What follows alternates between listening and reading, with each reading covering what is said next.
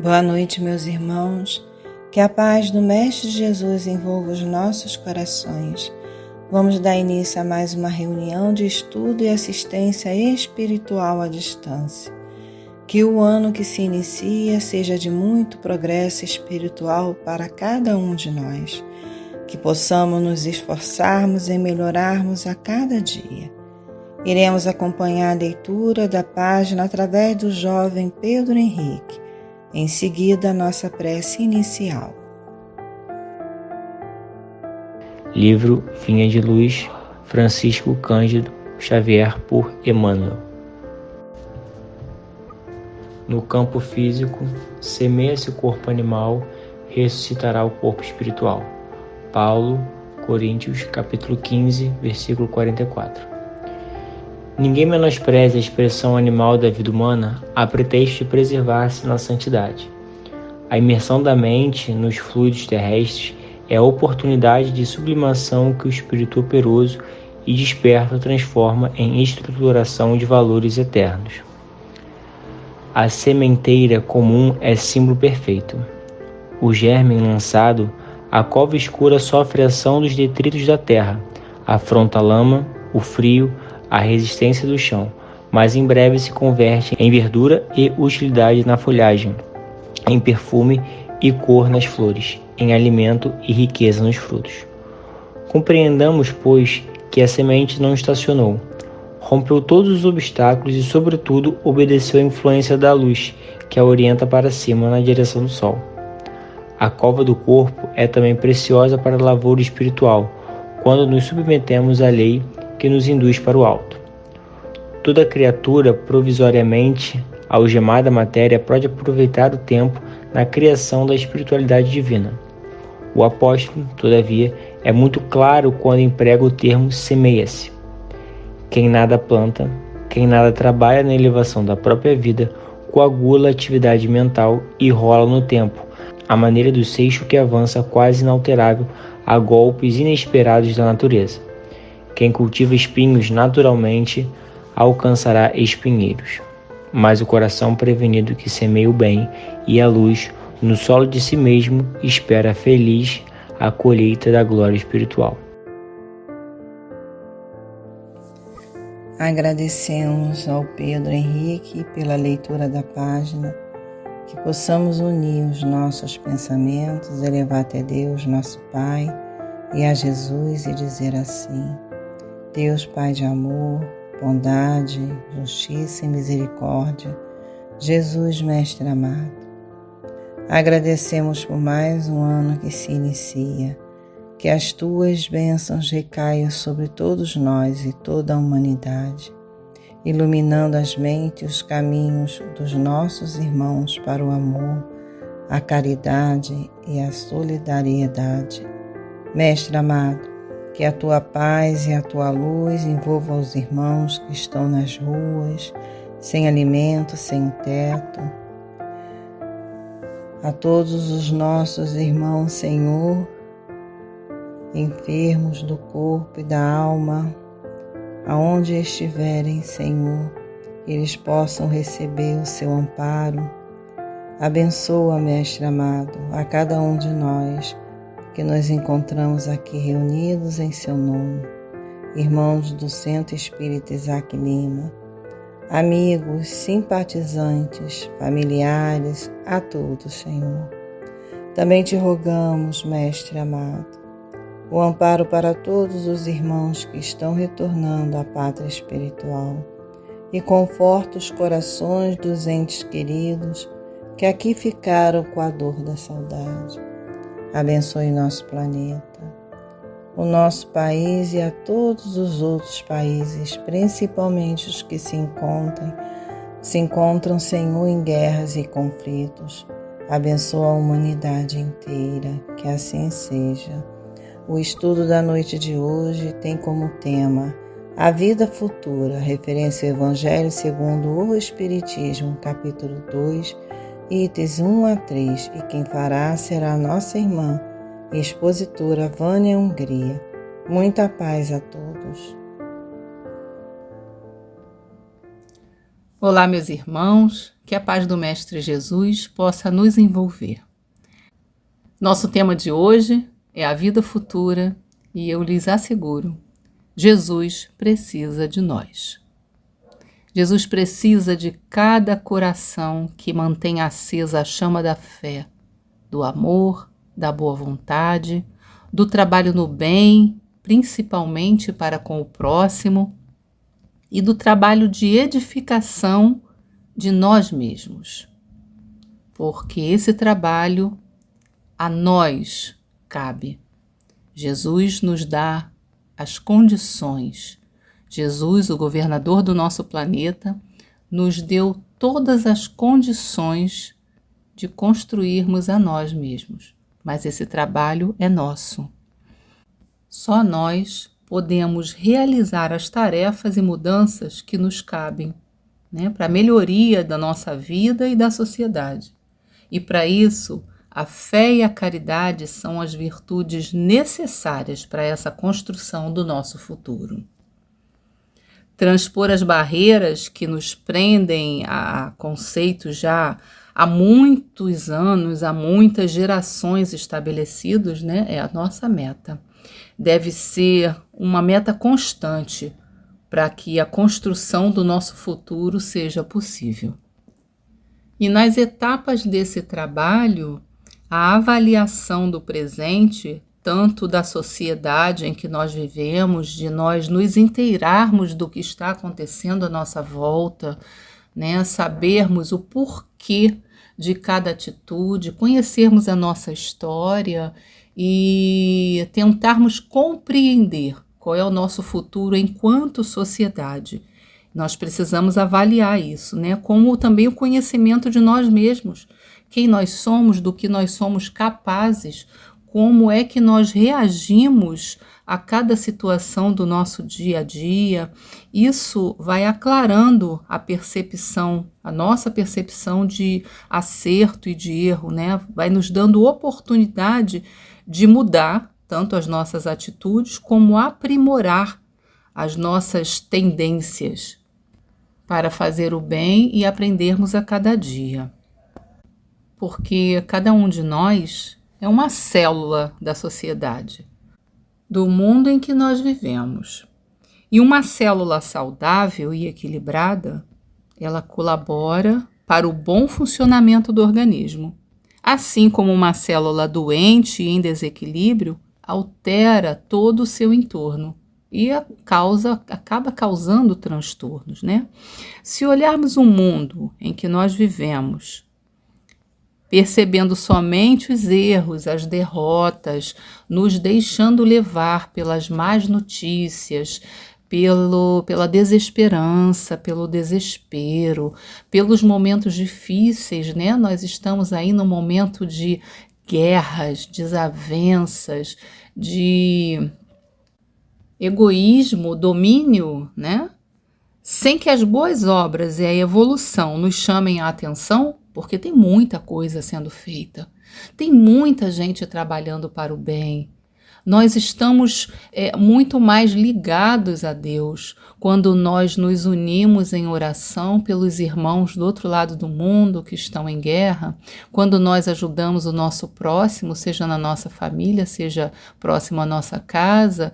Quantas ações sociais, quantas pessoas descobrindo coisas na medicina, na ciência, em todas as áreas da humanidade, fazendo obras, construindo coisas para a evolução, seja no transporte, na mecânica, produzindo, criando o tempo inteiro. Nós vemos coisas boas sendo feitas para melhorar a vida das pessoas, para aplacar doenças difíceis, para mobilidade, enfim. Se nós não conseguimos enxergar isso, nós ficamos presos, nós nos prendemos, nós acabamos nos prendendo às nossas sombras, os nossos medos, os nossos conceitos que já são há muito ultrapassados, E os interesses materiais passageiros, eles ganham força, porque se nós não temos esperanças de um mundo melhor, nós nos prendemos ao que nós temos agora. E quando nós pensamos que ficamos presos ao que nós temos agora, tem uma epístola de Paulo aos Coríntios, capítulo 10, versículo 23, onde ele fala assim: mas nem todas as coisas edificam. Então nós vivemos muito aflitos, né, com tudo que vem sobre nós, sobrecarregados com os afazeres da vida, porque cuidamos antes de tudo dos ganhos materiais, porque nós estamos na vida física. Mas nós esquecemos dos fins a que esses bens materiais se destinam. Os bens materiais são necessários, mas eles se destinam a nos proporcionar condições para a nossa melhora espiritual. É para isso que nós estamos aqui. Que tudo que nos é emprestado nessa vida, porque tudo que nós temos de físico, que nós podemos comprar, adquirir com o nosso trabalho, que não seja o aprendizado, é para o nosso uso imediato e nos foi emprestado, porque pode ser tirado, né? E é para nossa melhora, é para nos preparar para o futuro. Não é o que nós somos, não é o que nós temos de fato, não é o que nós levaremos daqui. Nós nos preocupamos em nos aperfeiçoar no trabalho, né? Em refinar a nossa maneira de viver em sociedade, em aprender a conviver com a sociedade em que nascemos, a nação em que nascemos, mas com raras exceções. E eu digo isso porque tem espíritos que já chegam aqui sabendo para onde devem ir, né? A maioria de nós perdemos a noção de que somos viajantes. Nós estamos de passagem por estas terras, por estes tempos, e que daqui nós só levaremos o que estiver gravado em nossas consciências, o que nós adquirirmos de moralidade e espiritualidade. Todo o restante ficará aqui. Tudo que nós temos, tudo que nós adquirimos aqui, fora a nossa consciência, a nossa moralidade, a nossa espiritualidade, é instrumento da nossa própria melhora. Nós ainda não encontramos um propósito duradouro, né, para as nossas aquisições. Por isso, nós adquirimos o mais fácil, que são os bens materiais, né, que, por consequência, é o menos duradouro, é aquilo que nós deixamos aqui. Então, já há alguns séculos que se estabeleceu a nossa atual contagem de tempo. E essa contagem de tempo, entre outras finalidades, ela nos possibilita a avaliar e recomeçar. São as famosas promessas, os planos de ano novo, né? Onde nós traçamos metas e fazemos planos, normalmente passageiros, por um ano, que na maioria das vezes não incluem a nossa melhora espiritual, o nosso preparo para o retorno à vida espiritual. Normalmente, nós não nos preparamos para o levantar do espírito, né? Deixando para trás o corpo que, já desgastado, nos serviu de instrumento bendito de aperfeiçoamento. Nós não nos preparamos para isso, para nos desprender. Então, quando nós não percebemos esse movimento da vida, quando nós não colocamos como parte do nosso aprendizado, nós nos prendemos ao momento presente, ou seja, à vida física. E esse deslocamento fica muito mais difícil.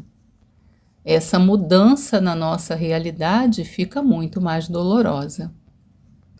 Quando o apóstolo Paulo ele escreve a Corinto, a cidade de Corinto, ao povo de Corinto, né, aos coríntios, ele está se reportando a uma cidade muito parecida com a nossa, né, uma sociedade muito parecida com a nossa atual, né, dadas as diferenças de evolução tecnológica da nossa época em relação à época de Paulo.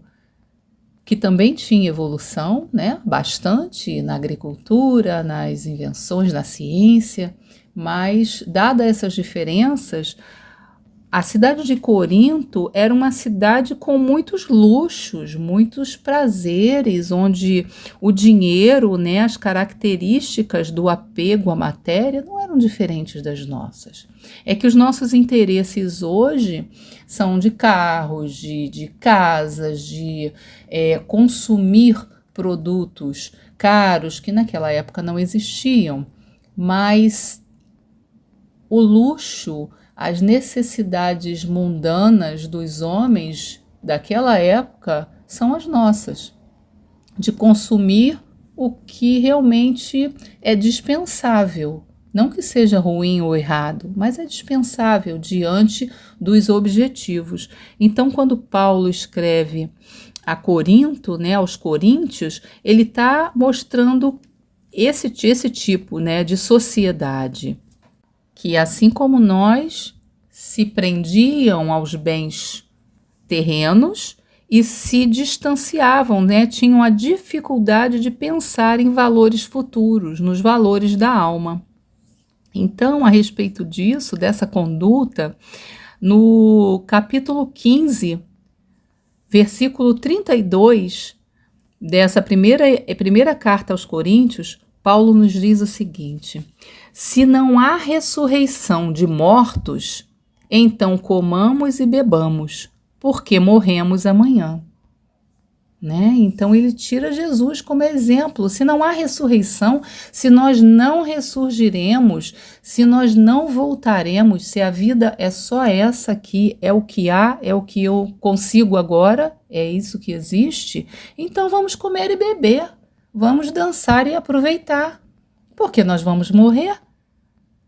Quando nós não conseguimos ver a continuidade da vida, muito do que nós aprendemos nos ensinos de Jesus, dos seus discípulos e de todos os espíritos grandiosos que vieram antes e depois dele para nos dar exemplos, perde o sentido.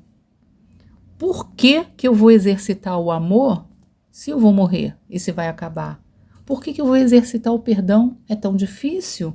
Por que eu vou exercitar a tolerância com quem eu não tolero? Já que é tão difícil o exercício disso e não vai me levar a nada. A caridade, para que eu vou fazer a caridade? Se tanto aquele que tem a fartura como aquele que não tem nada vão acabar do mesmo jeito. Por que eu vou me dar ao trabalho de me burilar, de me melhorar, de arrumar em mim o que está torto, as minhas más tendências, os meus vícios, as minhas aspirações egoístas? Por que eu vou trabalhar isso? Né? Agir de maneira correta, se o torto e o certo vão morrer? É isso que Paulo vem dizendo. Né? Se nada mais houver depois dessa vida física, comamos e bebamos. Vamos morrer amanhã mesmo? Nada mais há depois disso? Não há ressurreição? Não há vida após a vida do corpo? Então Jesus, com a sua própria ressurreição, né, e os seus exemplos de amor, ele vem o tempo inteiro nos mostrando que perdoar vale a pena, porque o corpo é que fica. Nos mostra uma obra e um caminho contínuo. Não é uma suposição, é um fato.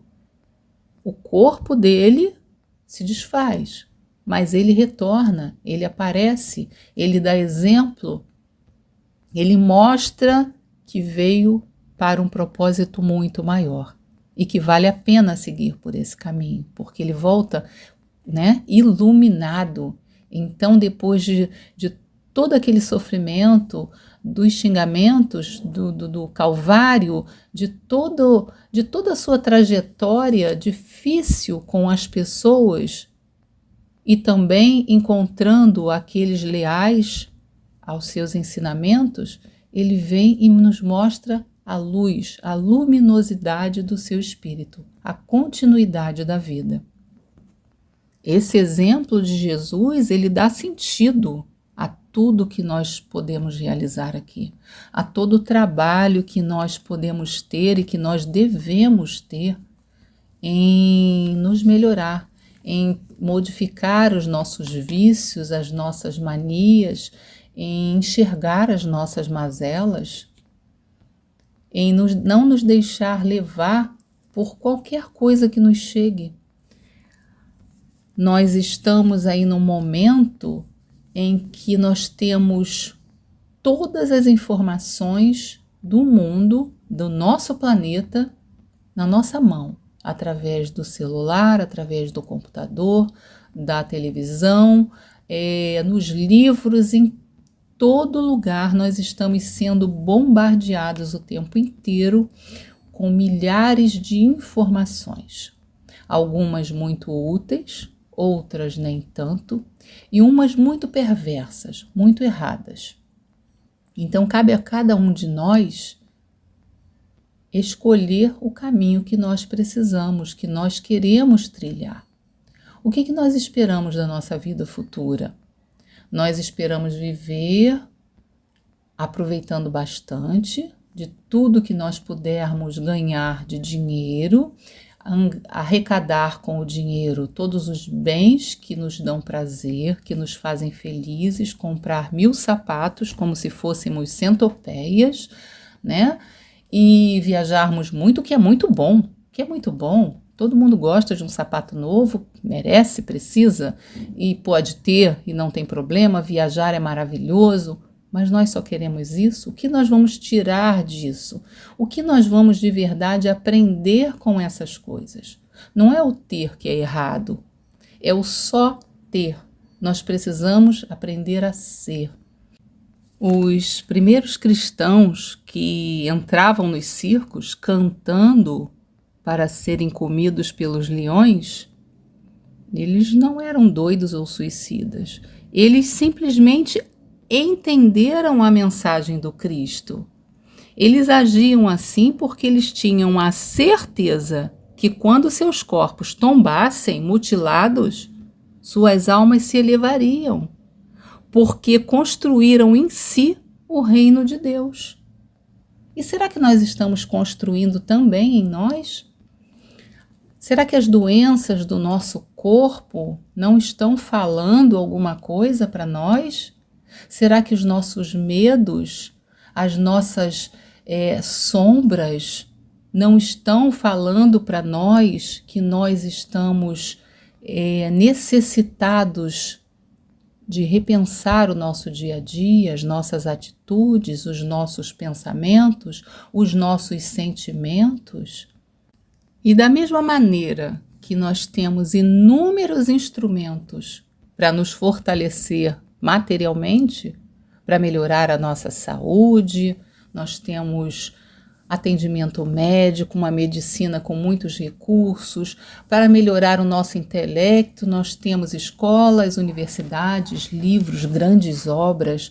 Nós temos também o recurso que os espíritos nos trazem através do espiritismo, que nos possibilita um olhar mais abrangente do futuro.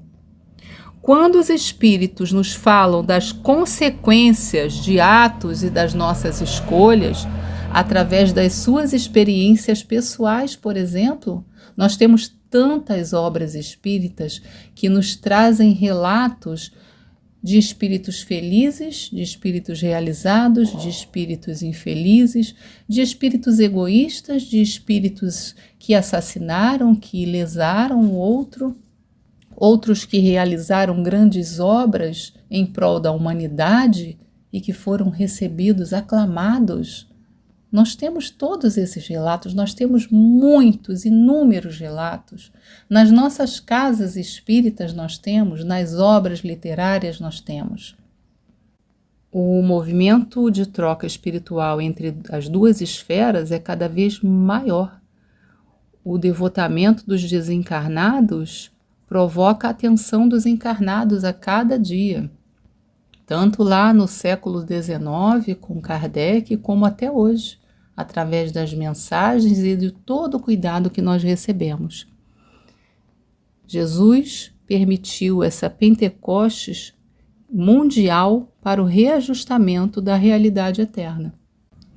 E neste ano que se inicia, meus irmãos, mais um ano, graças a Deus, por esta experiência, por esta oportunidade, 2024 se iniciando hoje, que nós saibamos escolher melhor o que e a quem ouvir, a quem servir, por onde nós devemos seguir, que escolhas são melhores para a nossa vida, não só para a nossa vida diária, para a nossa vida presente, mas principalmente para a nossa vida futura.